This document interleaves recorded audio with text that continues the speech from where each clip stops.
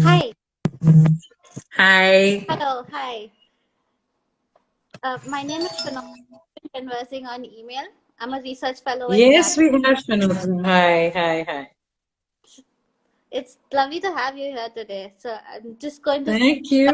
Lovely to be here. I, Yeah. I'm going to start by giving a small introduction of you in Cry, so that our viewers Hmm. can have an idea of what this talk is about.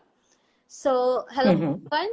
Today we're going live with Pooja Marwaha, who is the CEO of CRY India. CRY, that stands for Child Rights in You, is one of the most trusted NGOs in the field of child rights and child protection, and has been working in India for over 40 years now. They've almost had a positive impact in the lives of over 6 million children in India. And today they're going to be talking, like Pooja is going to be talking to us about how the right to education came to be a fundamental right. It's in fact one of their flagship contributions to the field of child protection in helping this become a fundamental right. So welcome, Pooja.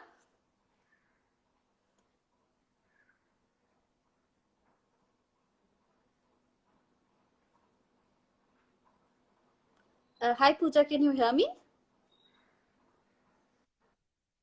Hello. Hi. I Sorry, I'm having Yeah, yeah. Am I not such a good connection. is Yeah. Let me Hi, know. Rebecca, if you can ask again. Yeah. No, I was just giving a small introduction as to how CRY has been one of the pioneering organizations in child rights and child protection, and how one of your flagship contributions to this field has been in making right to education a fundamental right, the whole history of it, Yeah. and that's what we're going to be talking about today. So actually, I'm just going to jump right to it. Can you start by giving us a brief history about right to education, like the movement and how the idea started? Like, where did the whole movement originate? Actually, the real idea for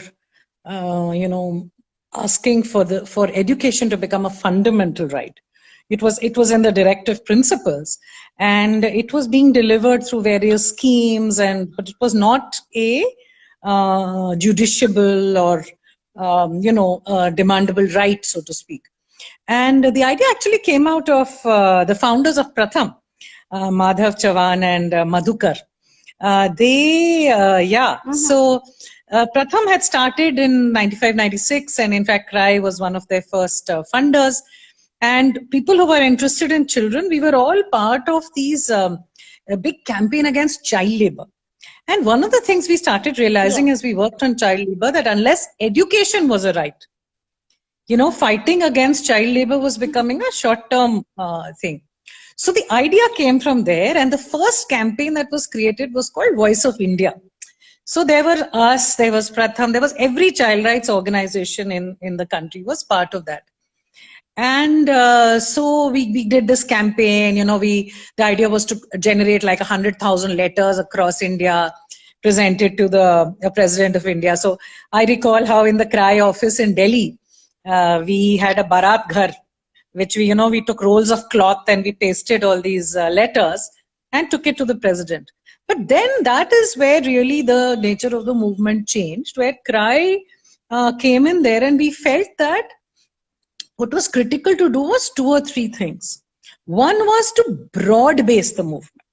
We Okay. needed to broad base it. We wanted people from all walks of society, privileged, underprivileged. We wanted them to understand what the right would be. And we wanted to have, for example, experts. So we started widening the circle of uh, the ask for, and then we realized it had to be incorporated. So then it was incorporated as NAFRE, the National Alliance for Fundamental Right to Education.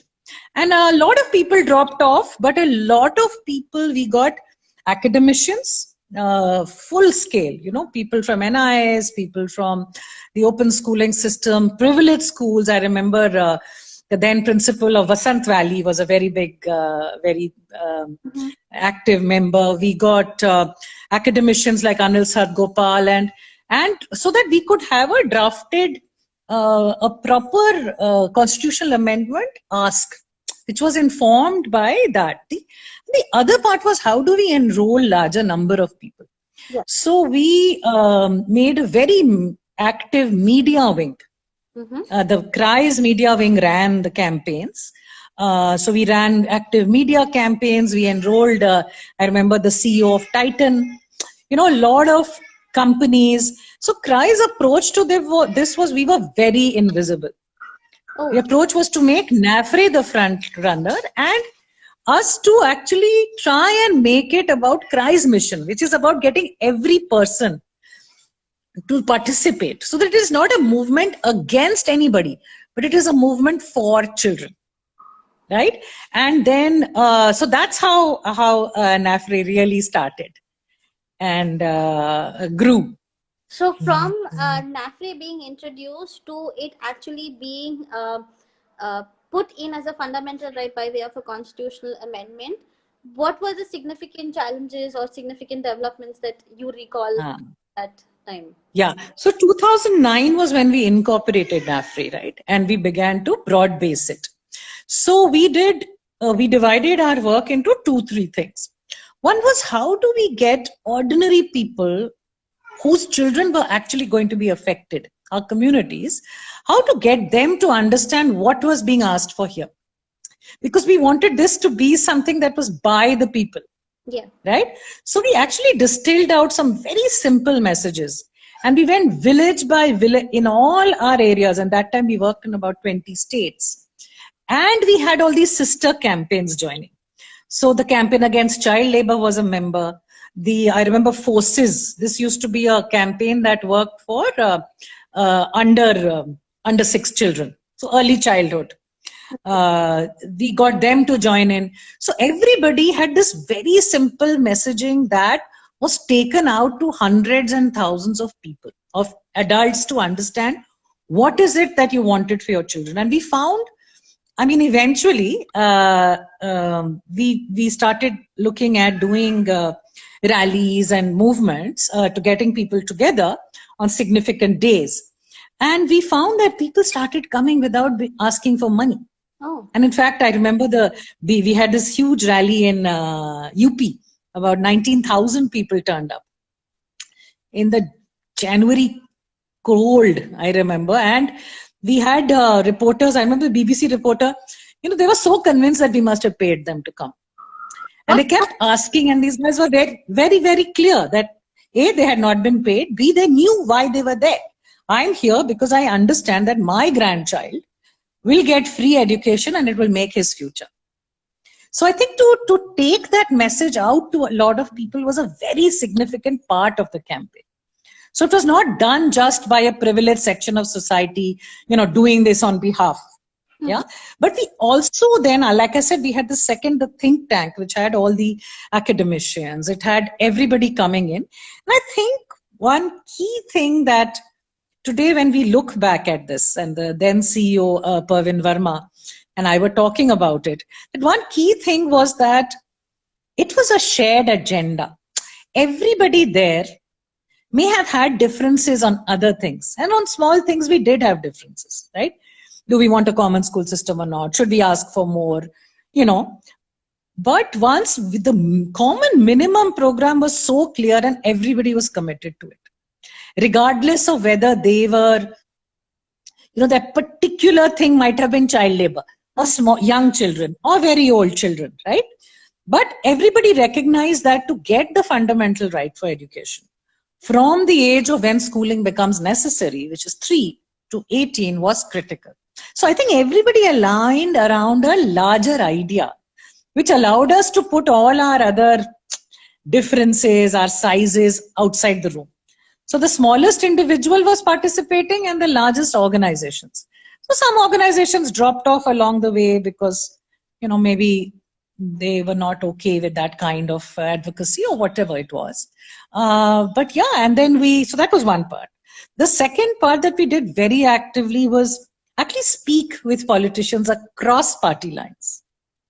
So whether it was state legislators or central parliament, we spoke and advocated and had very simple asks to people across party lines saying, would you stand up for this? Is this something you would be willing to sponsor or stand for? In fact, there were two people who may put up, alternate member bills, so that it became something that was important even to parliamentarians.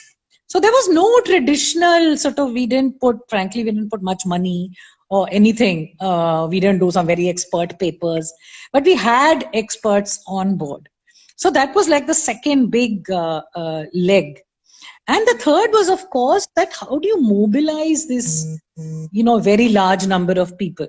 How would they like to express themselves? So a lot of people wanted to express themselves by coming to a rally. So we did smaller state rallies, and then it built up in 2002, on the day that the fundamental right was actually passed. We had about 60,000 people in Delhi. And this was in the cold of January. Yeah.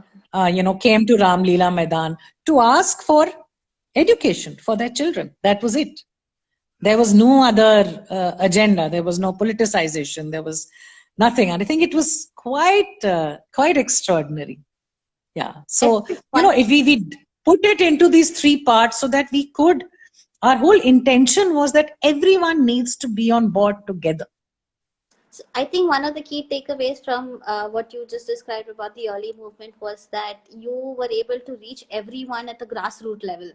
You didn't have, yes, you didn't put out expert papers or anything, but you had experts going to villages and houses, giving them the message of why education is important. And that is correct. And why it needs to be a right.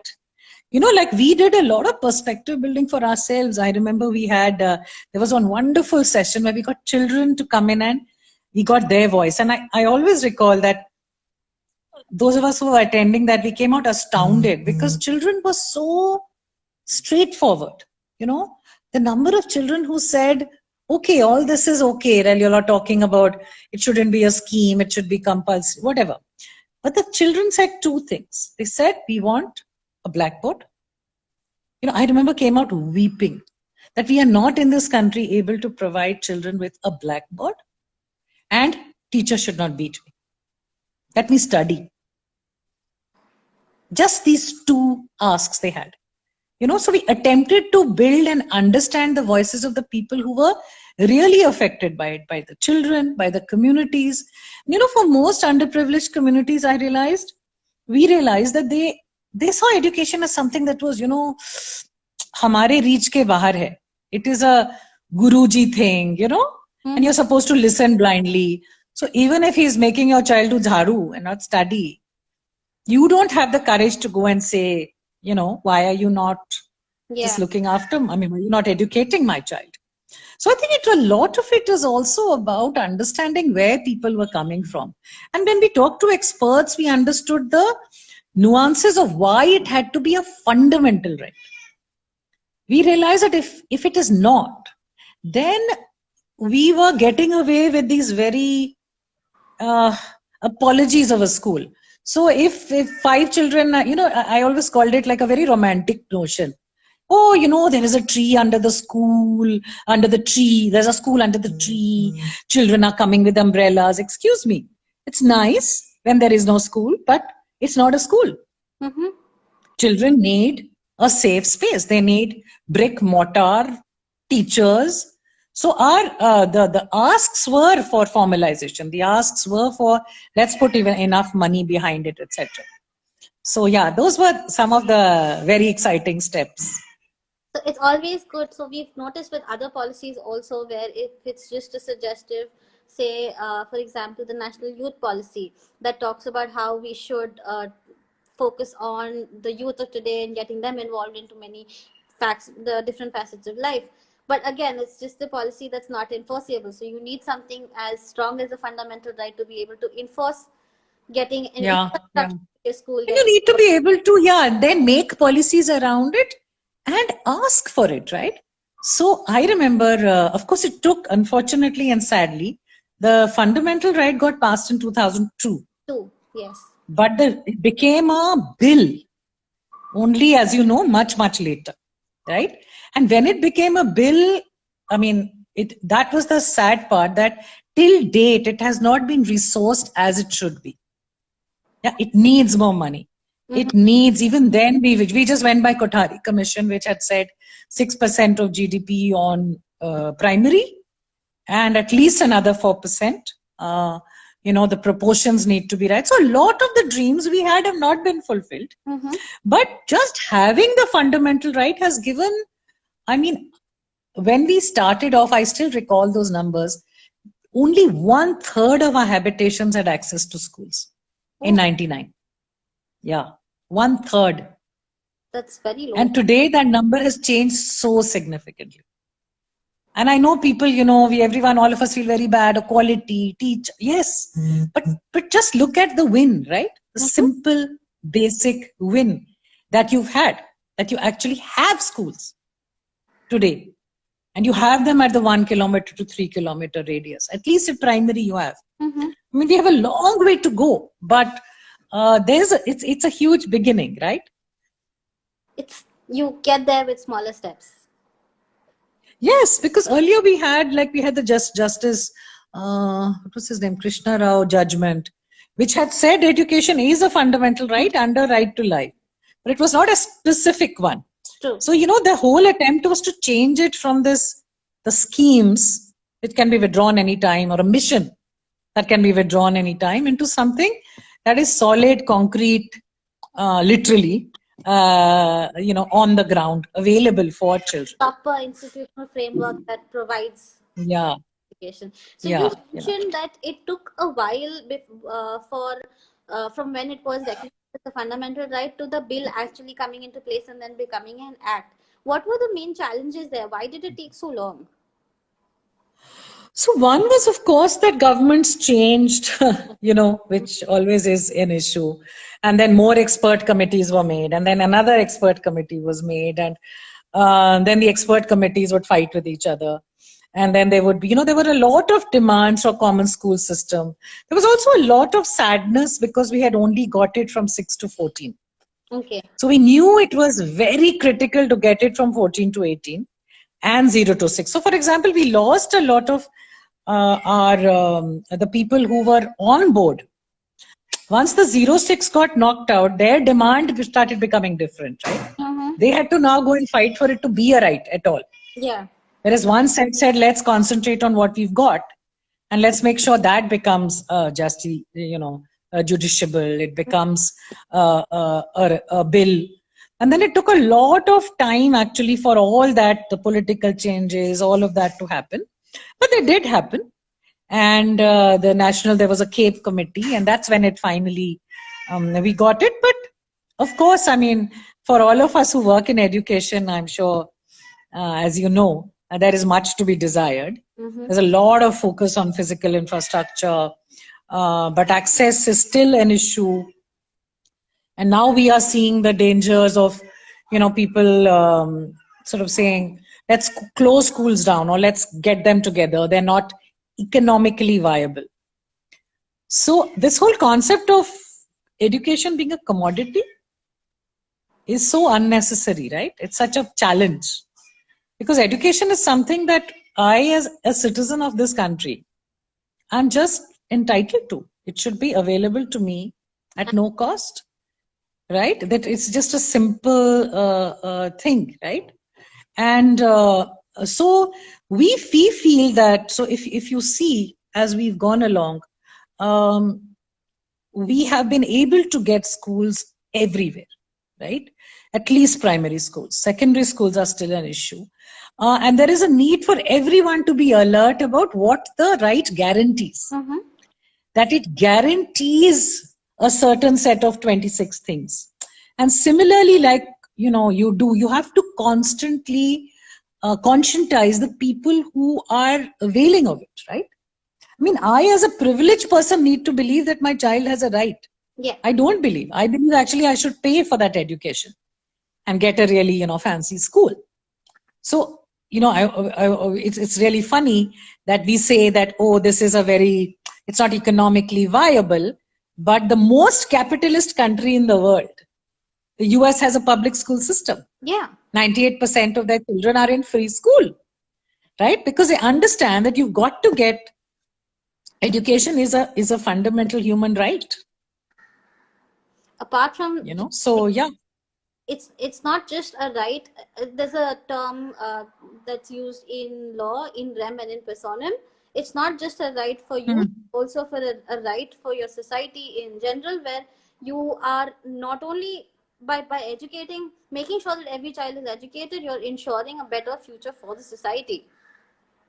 Absolutely, absolutely. So even if you want to see it from a selfish, your own angle, it's still better. Yeah. I mean, it's still required for you, right? Yeah. And for us, from a protection space, it's so critical because the longer children stay in school and they are attracted to their schools and are learning, the longer you will keep them out of labor and marriage. True.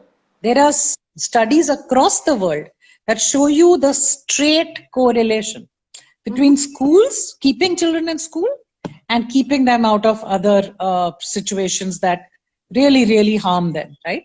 Yeah. So that is something I think that we cannot stress enough on. And if we want to focus on youth and adolescents, you first have to figure out how to keep them in school till they're 18. Mm-hmm. Right now at 14, which is nothing, grade 8, like which is nothing. I mean, it's neither 10th nor 12th. It's not, yeah. The right only guarantees. So there is a need to extend this right. And I know many states are beginning to look at it because they're also beginning to understand this.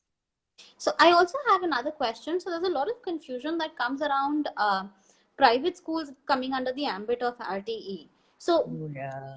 just is there do you recall any significant push? Because there is 5% reservation. No, it's very interesting. It was not something that was ever asked for, ever. I do not recall the demand. And I do not know about the inner workings of the committees, but where did it come out from? We have no clue. We really believed it was a red herring. So, but it was just it was just a way to say, oh, we will have to put a lot of money into this and we don't have the money. So you know what? Here is this existing private school infrastructure. Let's try and, co-opt it, so to speak. And unfortunately, the act became entirely, a lot of people, when they speak to us, I know that all the television or media, whatever, straight out of the act, everything became about the 25%. mm-hmm. And we were like, it's not the thrust of the act. The thrust is that every child is entitled to a free education. By saying that, oh, I will not just deliver it through government schools, but I also deliver it through private, it's a cop out, really. It's a sort of saying, okay, there's someone else who has to do it. But once you have done it, then according to me, it for a lot of people used to advocate what is called the common school system, which is your neighborhood school, right? Which is what you see in the US, in Russia, in the UK, right? You cannot go to a school that is not your neighborhood. Mm-hmm. And it's a system that does create a lot of equity and equality because your mate's kid and your kid go to the same school. And as children, they learn how to break class barriers, mm-hmm. which is so precious for life, right? So in a sense, it is something that civil society has welcomed. Because saying if it can be made possible, but with caveats of how do you protect these children? Have they just become another category? I find it very sad that schools boast about how, they are going to go to court. And, I remember a very privileged school teacher with a, Gucci bag saying to me that, yeah, it's, we are a not-for-profit institution and all our money goes into teacher training. Why should we do it for these kids? I'm like, really? How can we talk like this? Children are children, whoever their parents may be. Don't you think they deserve an equal chance? So if you were to put the same inputs into them, it's an opportunity, it's a privilege. So yeah, it's something that, as I always feel like it's a bit of it's something to distract us. Yeah, it came Yeah. like that herring, which basically diverted the focus Took from the dialogue away, the debate away from the real win or the real challenges. The real challenges is 14 to 18 absence, 0 to 6 absence, right? When children don't go to school and they don't go to preschool and they're not even. I remember there was a lady in UP in one of our villages, and she was talking to me, and she said she got it. She said, वो जब आंगनवाड़ी नहीं चलता है ना, उसको आदत ही नहीं है स्कूल में बैठने का, तो अब वो स्कूल क्यों जाएगा? She got it. How important preschool is, right? If she can get it, why can't we as policy makers and educated people get it? That it is important to the real challenges of the act are to add quality parameters. The real challenges are to see where the money is coming from. The real challenge is to ensure that we have it extended it downwards to 3 and upwards to 18. Those are the real debates we should be having, not about, how are you going to integrate, or oh dear, who's going to pay for this kind of thing. So speaking of challenges, I'm actually thinking of one more thing. Like, for someone who's come from a law background and is now into nonprofits, I always think of how it actually works in terms of implementation. Now, I think a few of our viewers have also left a comment on asking for how does implementation actually play out. So, I mean, the first thing I think of, as you mentioned, the US has the public school system where it actually puts the onus on the parents to make sure that their kids are in school, whereas RTE is supposed to be a framework. The Indian RTE framework is supposed to be where the onus is on the government to ensure that kids are going to school. How does one keep a track of if this provision is being implemented properly?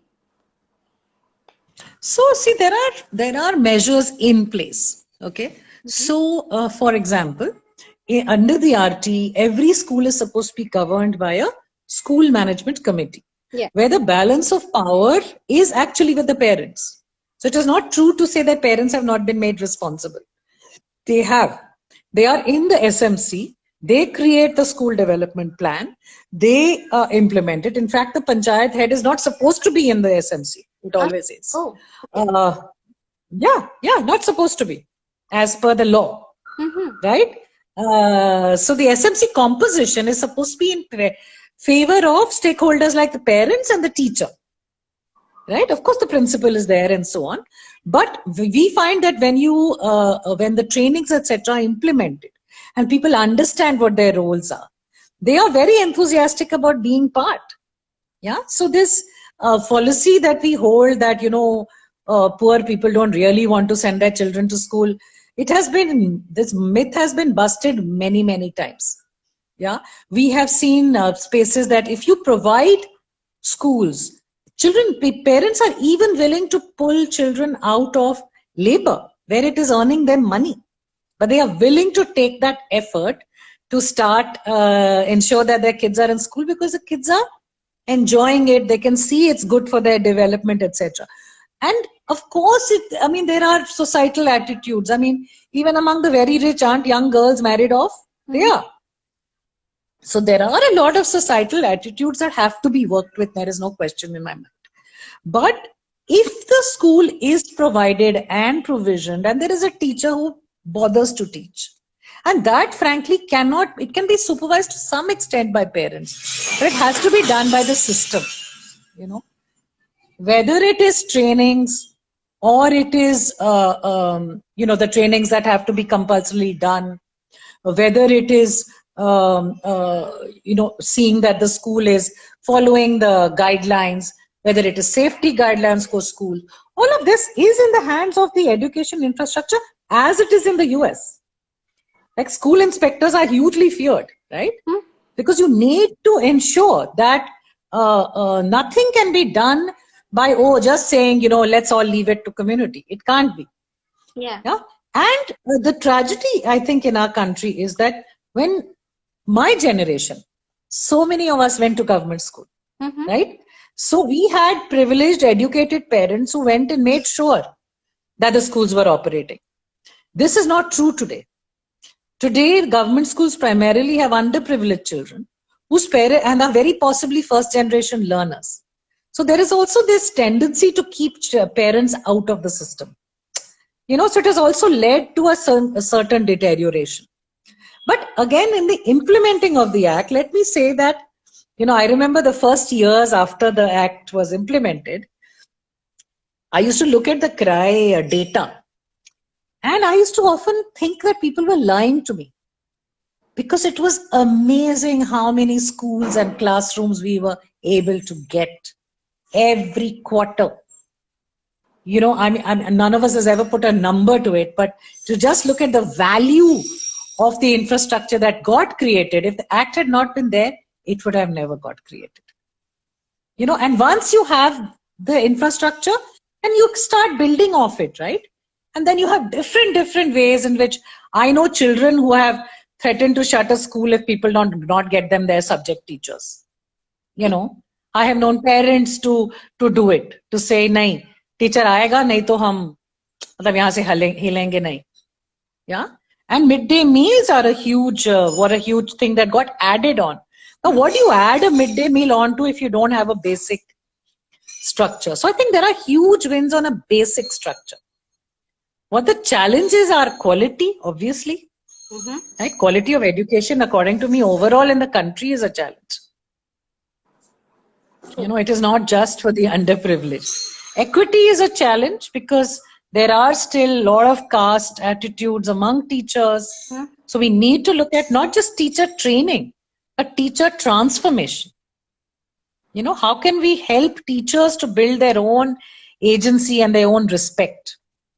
I mean, isn't it sad in a country where, in country where children are such a large percentage of our population, school teachers are one of the most underpaid people, right? Comparatively. I don't know the word is not thanked in job. Sorry? I think it's underpaid, and I guess also a class of people. Thankless, yeah. Yeah. I know the number of people who keep turning up and telling you that, oh, I will train you, you're so dumb. I know a lot of school teachers are absolutely tired of being trained by everybody and their brother and sister, It's good to see that this, that the RTE framework has SMCs in place where you have a healthy participation, as you said, of parents asking for the teacher to come and make sure that they're teaching to also a healthy level of parent participation. That's yeah. And that has to be really encouraged and believed in, is what I feel. We feel at CRY that you have to encourage it, you have to believe in it, you have to believe that even a parent who's not super educated is going to contribute. True. So I guess we're almost running out of time, but I'm going to ask you one last question. Yeah. I guess in these days, conversation is incomplete without talking about the current pandemic. We also understand that this is like a once in a century situation, and no one literally saw this coming. But with more schools turning to online classes, do you think the RTE framework needs to evolve in a way to ensure education access to all, or is there something it will have to? Yeah. It will have to, because I know that we've just recently done some surveys on online access of our communities, of the communities CRY serves, and we work in about 19 states and with about 3.5 lakh children directly. And and these are the last child, right? Most of our children are really the poorest of the poor, and internet access, phone access is virtually not there.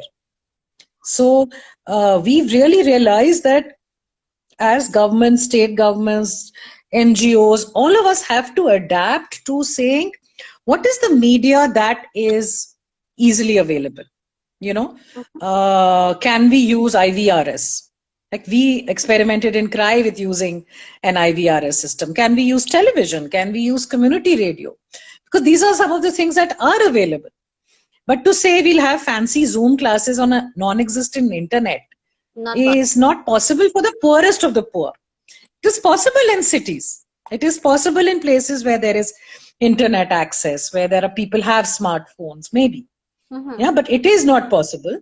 And my larger worry is that if you've kept children away from education for 3 to 4 months, we really need to think of how to hook them back. Oh, yes. You know? Come back is going to. Yeah, yeah, because these are children. These are not adults who know it's good for them. If they're bored, they're bored. If they got detached, if they're not going to pass in their exams, any child who this year will not pass their metric because they didn't get enough inputs is not going to go back to school.